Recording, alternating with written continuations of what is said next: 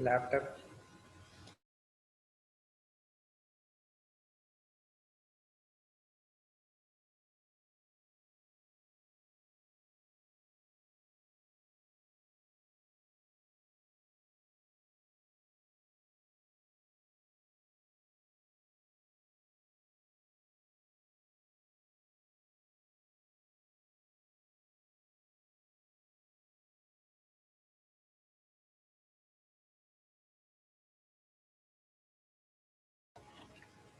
Am I audible?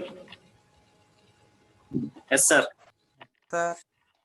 Thank you. Good morning to you. So today, in the last class, we have seen regarding the long transmission line. In case of long transmission line, we use distributed parameters instead of lumped parameters. So using the distributed parameters, so we have obtained the voltage equations and current equations by solving the second order differential equation. And also the arbitrary constants are obtained by using boundary conditions. So up to that part we have seen in the last class. Now let us continue today's session.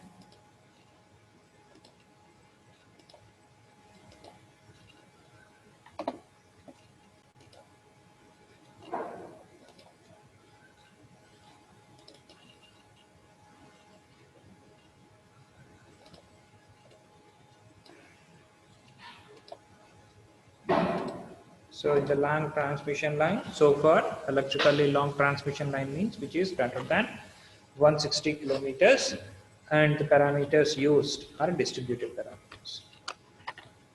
So we have analyzed long transmission line using rigorous method of solution.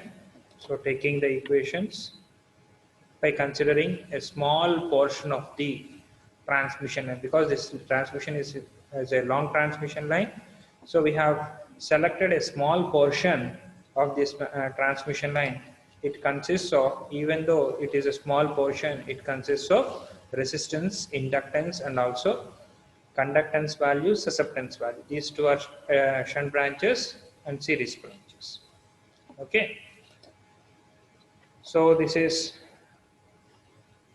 impedance per unit length, or a small portion of the transmission line. So resistance per unit length, or similarly reactance per unit length. Conductance is also susceptance per unit length, or this is unit length means we have considered a small length which is delta x. So what is x? X is nothing but the distance from the receiving end to a particular point. Here with respect to receiving end, so x is distance from the receiving end. A small portion we have considered at a distance x, the small element in which the resistance value, in the inductance value, conductance value, and also susceptance value. So these are unit per unit values are simply a small values. Okay, and the current entering at this transmission line is I plus delta I, whereas current leaving this line is only I. So a small portion which is entered into this shunt branch.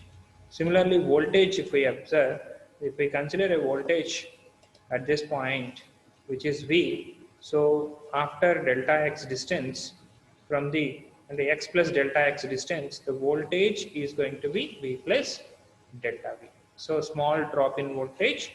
So using this drop in voltage and a drop in change in current, so we have formed the equations. So where Z is series impedance per unit length, so small y is shunt admittance per unit length, L is length of the transmission line. So the total impedance, series impedance, is going to be small l multiplied with Z. Small z gives the total series impedance. Similarly, shunt admittance values. So these are the equations We have already solved these equations.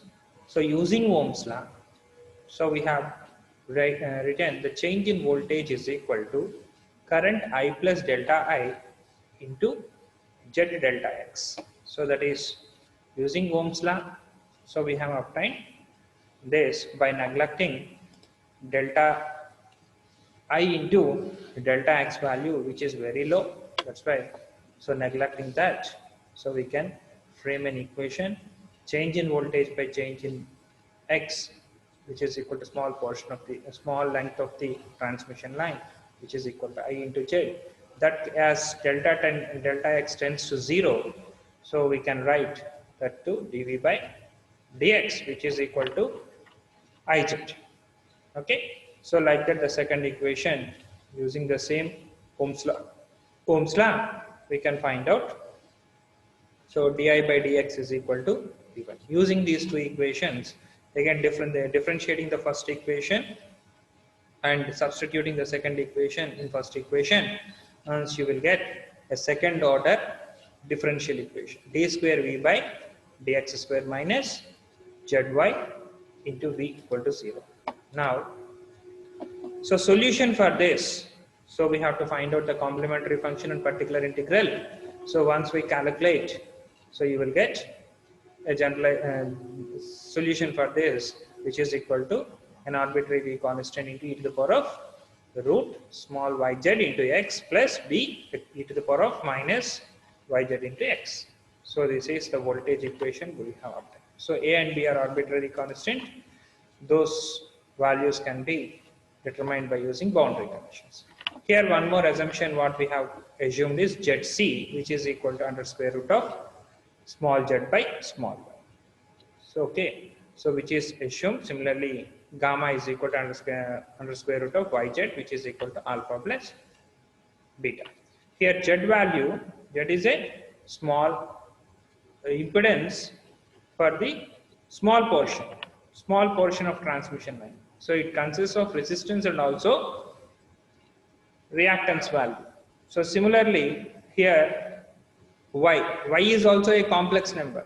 So it consists of conductance and also susceptance values. Okay, so these two are complex numbers. So we have assumed Zc, so which is equal to under square root of z by y. Similarly, gamma, which is equal to under square root of yz, which is y is a constant, y is a complex number, z is a complex number. If we multiply these two and it becomes a complex number, that becomes alpha plus j beta. Here, Zc is known as characteristic impedance. So Zc, it is having significance. So I'll discuss in the next topic. Zc is the characteristic impedance where gamma is called as propagation cost. Okay. So now using that solution, so using boundary conditions, we have solved for A and B. So which is at x is equal to 0. X is equal to 0 means from the diagram we can directly say x is equal to 0 means that becomes a receiving end. So with reference to receiving end, x is some distance. Okay. So when x is equal to 0 means that point becomes the receiving end, where the voltage is VR and IR is, current is IR. Those two are known values. Okay. Next, if we calculate, substituting these boundary conditions in the above equations, we'll get A is equal to VR plus IR into Z by 2. Similarly, B is equal to VR minus IR ZC by 2. So these are the two constants, A and B constants. Okay, that we have obtained. So if we solve these two equations, you will get those two. Substituting back in the equations, so you will get the voltage equation as VR plus IR into ZC by 2 e to the power of gamma x plus VR minus IR ZC by 2 into e to the power of minus gamma x. This is very important equations. These two equations we have to remember. Okay. So now if we observe these equations, so the equations, again, if we rearrange the terms, so rearranging the terms means, so taking VR as common, taking IR as common. So if we observe this, so if we substitute V x is equal to L, x is equal to L, this voltage becomes sending end. So VR is receiving end voltage, so some constant value. So again, similarly, IR into some constant value. So it is similar to general circuit equations. Vs is equal to A into VR plus D into IR. So these are the general circuit equations. Okay, rearranging the terms, we can write it in this fashion. Otherwise, we can substitute. We have relation sin hx is equal to 1 by 2 e to the power of x minus e to the power of minus x. This is exponential form. So whereas trigonometric form, if I substitute this instead of e to the power of a plus e to the power of minus a by 2, which is equal to, so cos hx. So we know this formula by substituting and writing the equations. The current equation and voltage equations becomes, so I is equal to VR by Z into sin h gamma x plus IR into cos h gamma x. These are the two equations, standard equations. Okay. So still now, still this we have discussed in the last class. Is there any doubts regarding this portion? You can come out. Okay, now coming to the significance of ZC. So we have written ZC is equal to root of small z by small y. What is small z? It is a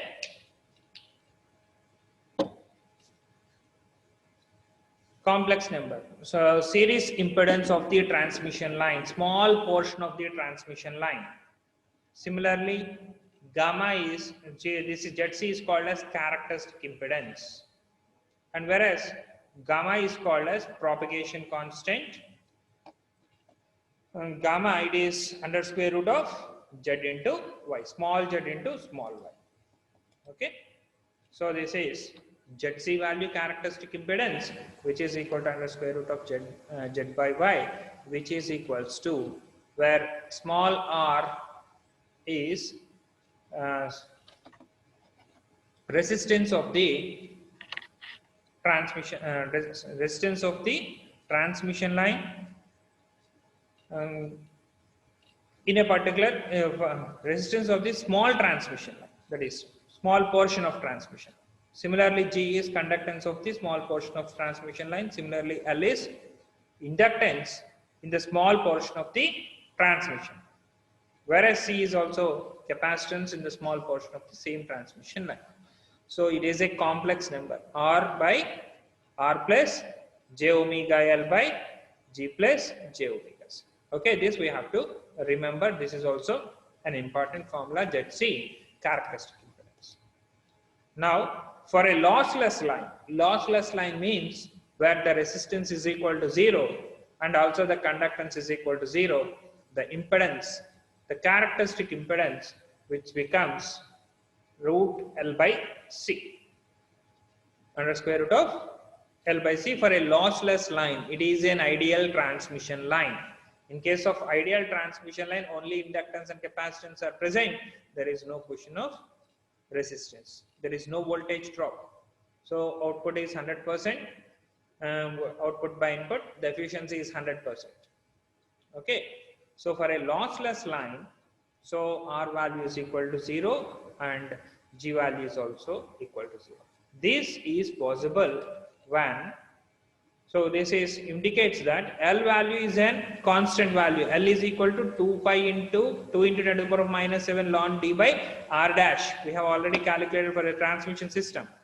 Okay, 2 into 10 to the power of minus 7 ln D by R dash. So many henries per meter. It depends upon the length. So for a given transmission line, for a given portion, for a long transmission line, length is always constant. So therefore, L value is constant. Similarly, capacitance value C is equals to pi epsilon naught by ln d by r. So here it is also depends upon the length of the transmission line. So therefore, so it is, and the distance between the transmission lines. So these two values are constant for a given transmission. So therefore, so ZC is a pure resistance. So constant value becomes a pure. For a lossless line, characteristic impedance is a pure resistance. Okay, that is one more important bit in competitive examinations, and are known as surge impedance of the line. Surge impedance of the line means, so this is a constant value. ZC, characteristic impedance, becomes resistance. Okay, is it clear now? So in practical cases, this is obtained only with high frequency. When the frequency of this is very high, so when high frequency surges appears on the transmission line, so this value becomes very high. In that case, we neglect the resistance normally. So when dealing with high frequency or surges, normally the losses are neglected. Therefore, the characteristic impedance becomes the surge impedance. Okay. So in a high frequency wave, whenever it appears, so automatically, so we can neglect this resistance, which is almost nearly equal to 0. So these values can be cancelled, and the remaining, it becomes a pure. It behaves like a pure resistance. Okay, is it clear? Under high frequency surges operation, so the losses can be neglected. Therefore, the surge impedance becomes, the characteristic impedance becomes surge impedance in such cases. So here it is. So this is a generation part where the sending end voltage and receiving end voltage of the transmission line. So IR is and VR. So in between these 2 points, the transmission line, IR is receiving end current, IL is VR is receiving end voltage. So if we observe, this is load impedance ZL. So ZL is equal to ZC. So this is one more important condition. What is ZL? Load value, load impedance value. What is ZC? It is characteristic impedance. Okay. Surge impedance loading, here the term surge impedance loading of a transmission line is the power transmitted when the line is terminated through a resistance equal to surge impedance. So this line is terminated with a resistance which is equal to surge impedance. Okay, so which is equal to surge impedance, then that power transmitted is called surge impedance loading. One more important definition: surge impedance loading of a transmission line is power transmitted when the line is terminated through a resistance which is equal to surge impedance. That means it is equal to root L by C. Surge impedance value is root L by C, whereas characteristic impedance is root of small z by small y, R plus j omega L by Rg plus j omega C. Okay. So here this value is a constant value. That's why the power transmitted through the resistance or this is called as surge impedance loading. So note cheskunnarama. Are you able to follow? Ardhamavutunda? Yes, sir. Okay. So this is one, again same formulas I have repeated, where ZC is equal to root Z by Y ohms is called as characteristic impedance, and it is a complex quantity. For a lossless line, such impedance is equals to root Z by root L by C, so many ohms. Okay, so this is one more important point in case of competitive examinations.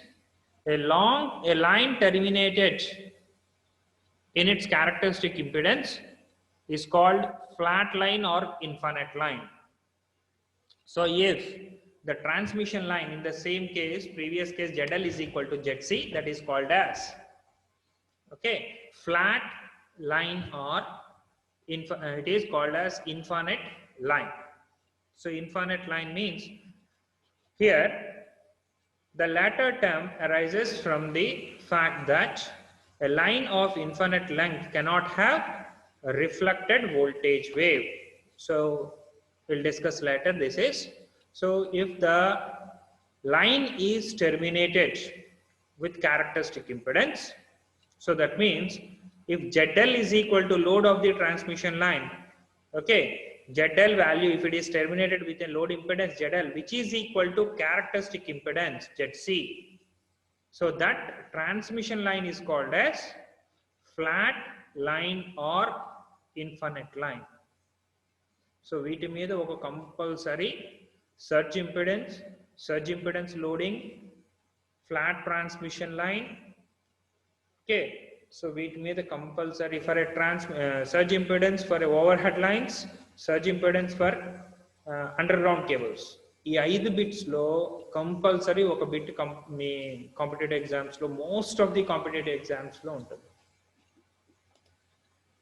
So the overhead line, for a overhead line, the transmission for a overhead transmission line, the characteristic impedance is nearly equal to, approximately equal to 400 ohms. It is in between 400 to 600.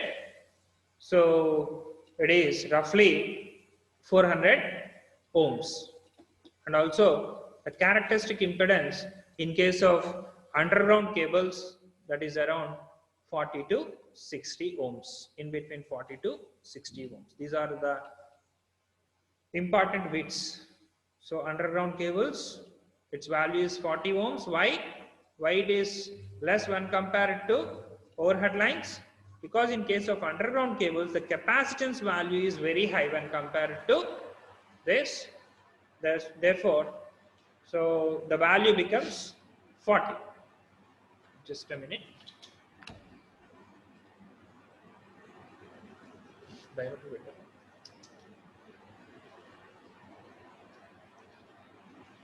So for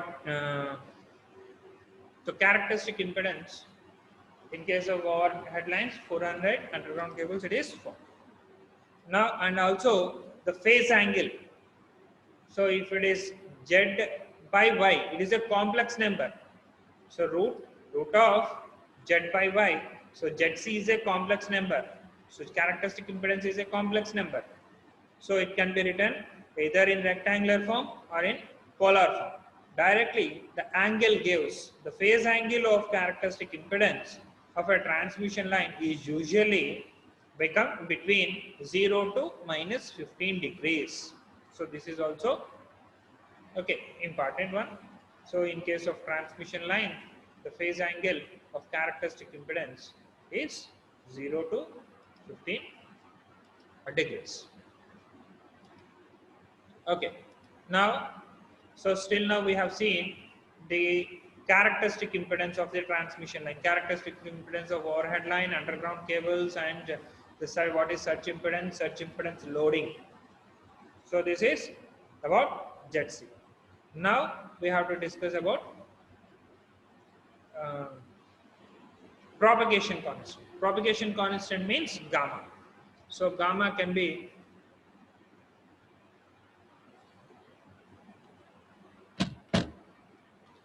gamma, so which is equal to under square root of small z into small y.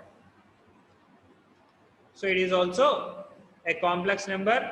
So x value is complex, z value is complex, y value is complex. If we multiply and simplify that, alpha plus j beta. Here alpha is called as attenuation constant. The real part is known as attenuation constant.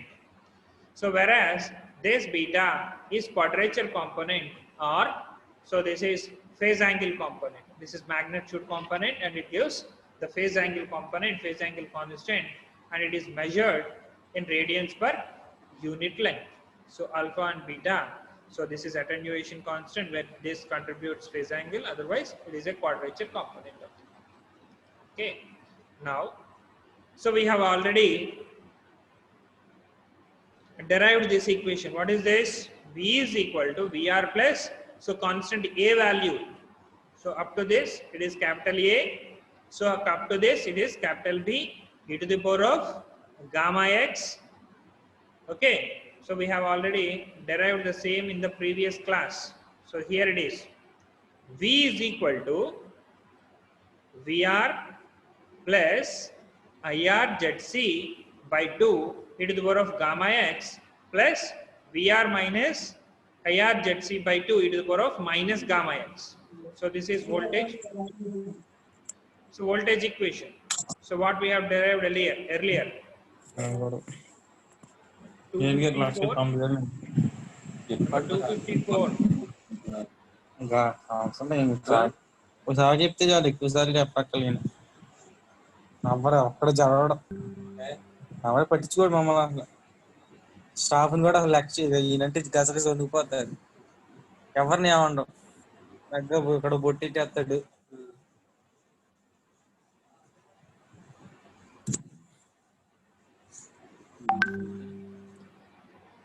So I think someone 252. Okay. So all of you please mute your mics.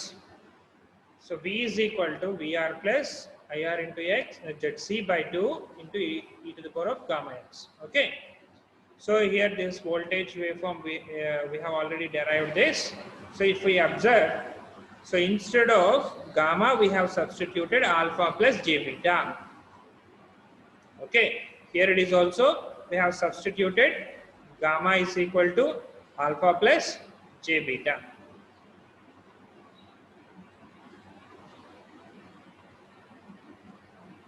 Okay. Now, and if we observe, V is equal to, so V1 plus V2. So if we consider this, if we observe these two terms, this becomes the first term, which is what I have written. It has V1, this portion as V2. So if we observe V1, so V1 is, it's a constant value, VR plus IR into ZC by 2 e to the power of alpha x. So for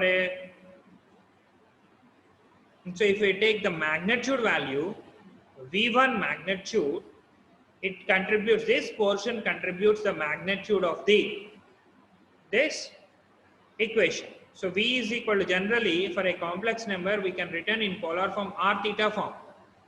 So either that can also be represented with magnitude e to the power of j theta. So in terms of exponential form, some magnitude a into e to the power of j theta, where theta contributes phase angle, a contributes its magnitude. So this entire portion what I have assumed is, it is the magnitude of this first part, or voltage V1, so which is equal to VR e to the power of IR ZC by 2 into e to the power of alpha x. So whereas this beta x, that is phase angle of this waveform. Though if we assume this voltage V is resultant of these two voltages, so if we V1 plus V2, so V1 again if we observe, it is having magnitude and also a phase angle. So with phase angle. Okay. Now if we observe this figure, so taking from receiving end, so at x is equal to 0, x is equal to 0 means that becomes a receiving end. That becomes receiving end. Okay. Here it is receiving end at x is equal to 0. So if we substitute x is equal to 0 in this, you will get a constant value. The magnitude at this point, it is a constant value, whose value is VR plus IR into ZC whole divided by 2. So e to the power of 0, so that it becomes unit value. It's a constant value. If we travel, so from the reference receiving end towards the sending end, the magnitude value here, the L value increases, the distance x value, as x value increases, this value gets increased, the voltage magnitude rises at x is equal to L. So x is equal to L means it becomes a sending end. So at x is equal to L, its value is going to be a maximum value. So maximum value. So that's why, so if we observe the voltage profile or voltage on a transmission line, for a long transmission line, if we observe from sending end to receiving end, the voltage decreases because of drop across the resistance, drop across the transmission line, that is series elements. So the voltage magnitude reduces up to receiving end. So this portion, if we take from sending end to receiving end, if we go on reducing x value, the magnitude, the voltage profile is, it is reducing. So it is called as incident voltage. So incident voltage on a transmission line whose magnitude value decreases. Similarly, if we observe for a current, so current is also having same type of equations. Okay, we'll come in the next, we'll discuss later. So this is called as incident voltage magnitude. Okay, at the receiving end, it is minimum, whereas at the sending end, it is maximum. Okay, similarly, if we observe the second part V2, so whose magnitude value is, again, whose magnitude value is this. So again it is e to the power of minus, it is exponentially increasing from receiving end to sending end if we observe. So exponentially increasing, whereas e to the power of minus alpha x, so it is exponentially decaying function. So as x value is equal to 0, so it is having some constant value. Okay, it is having some constant value, whereas if the x value is increasing, the exponential term, so it is exponentially decreasing function. So in this direction it is decreasing function. Okay, so here it is, the value decreases. So at this ending end, its value is very much low when compared to receiving end. So that's why it is called reflected voltage waveform. Here this is incident voltage waveform. This is reflected voltage waveform. So is it clear?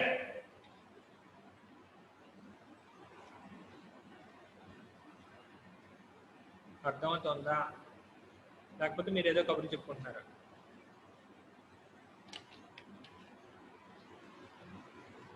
Are you able to follow this? Incident voltage waveform and a reflected voltage waveform. At any instant of time, sum of these two terms gives the total voltage waveform. So this is incident, this is reflected.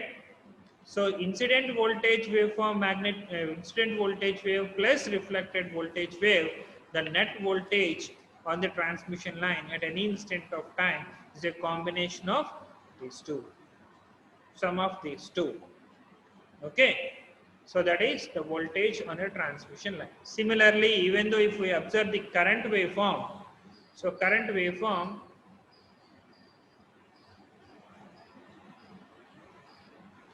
it is also having the same equation.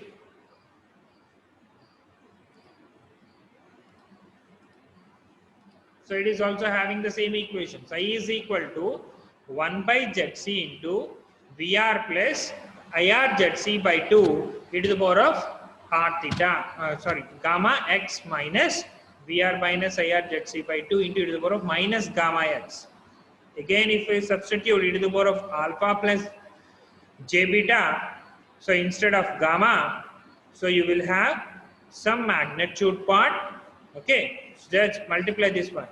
So you will have some magnitude, this contributes to magnitude and phase end. Again, if we observe from sending end to receiving end, the voltage magnitude, the current magnitude also decreases. The same thing appears. Same sending end to receiving end. If we observe the current magnitude, its magnitude also decreases. This is called as incident wave. Either for current or voltage, the magnitudes may be a little bit different, but so the at the sending end it is high when compared to receiving end, exponentially decaying function.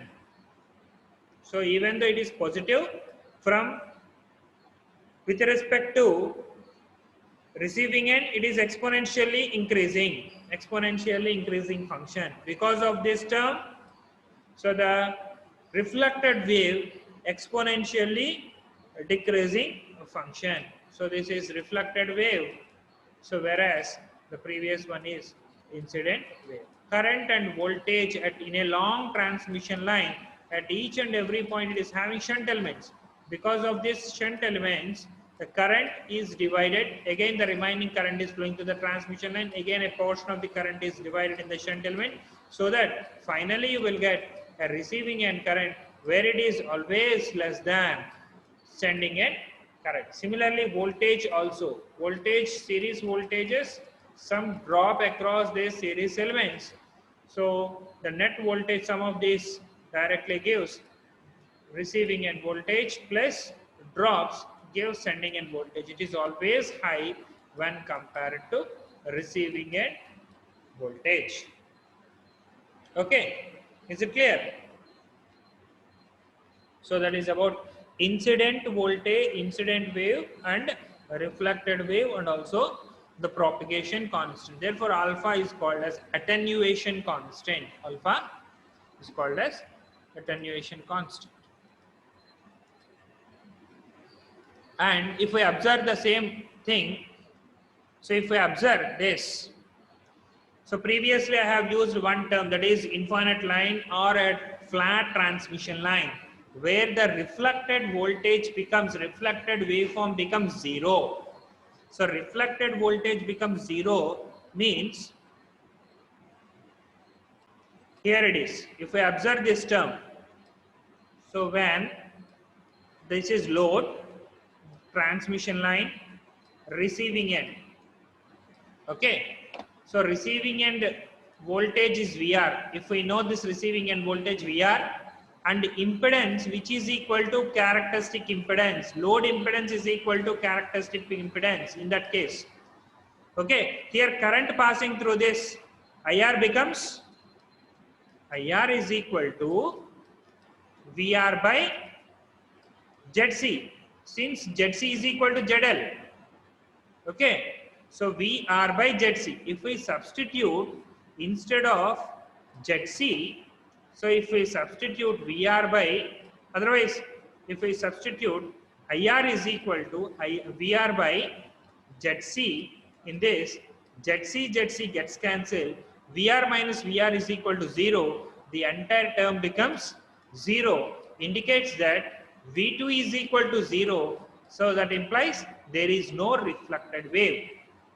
Whatever may be the wave, incident wave, so which is nothing but sending end voltage wave, so there is no question of reflected wave. The entire wave is transmitted, the entire voltage is transmitted through the transmission line.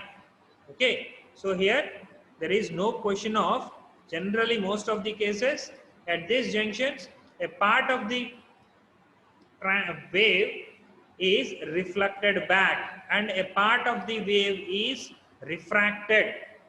Okay, so you will come across in traveling waves. So just here the reflected wave is 0. Okay, so only the incident wave is present. Therefore, this transmission line is called as flat transmission line or infinite transmission, infinite line, where the impedance, load impedance is equal to characteristic. Okay, is it clear? So that is about characteristic impedance and also the propagation constant gamma.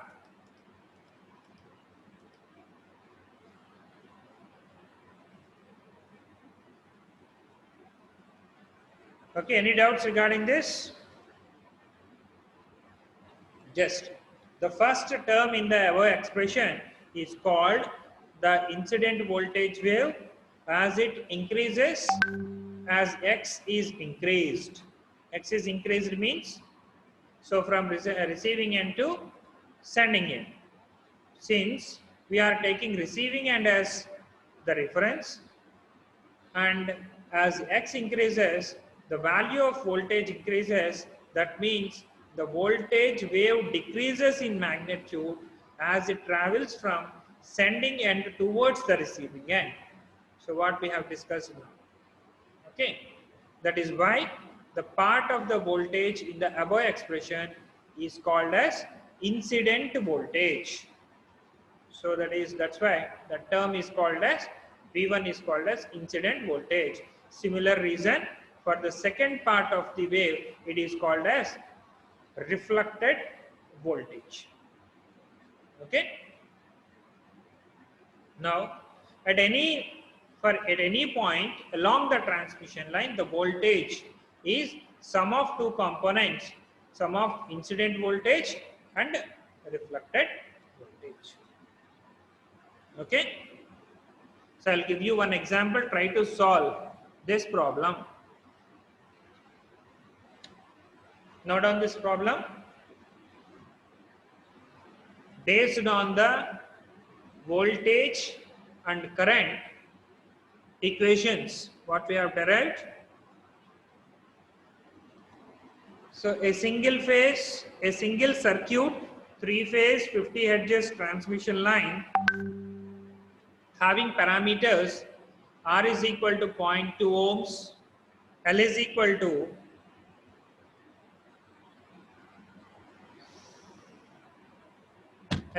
1.3 millihenries and capacitance is equal to 0.01 microfarads. The voltage at the receiving end is 132 kV.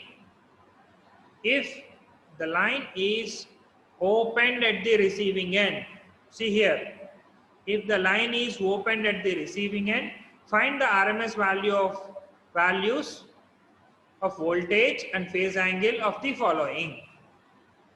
So first one, so incident voltage to neutral at receiving end, reflected voltage to neutral at receiving end, incident voltage and reflected voltage to neutral at 120 kilometers from the receiving end. X value is 120 in third case. In first and two cases, first case and second case, X value is 0. So since that we have to find out at receiving end. So X value is 0. Try to solve this.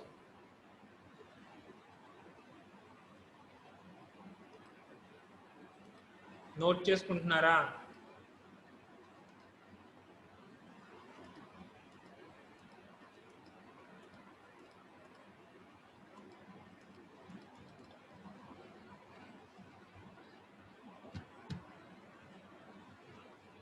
Okay, so if you have any doubts, you can come, you can ask. Otherwise, we'll end this session.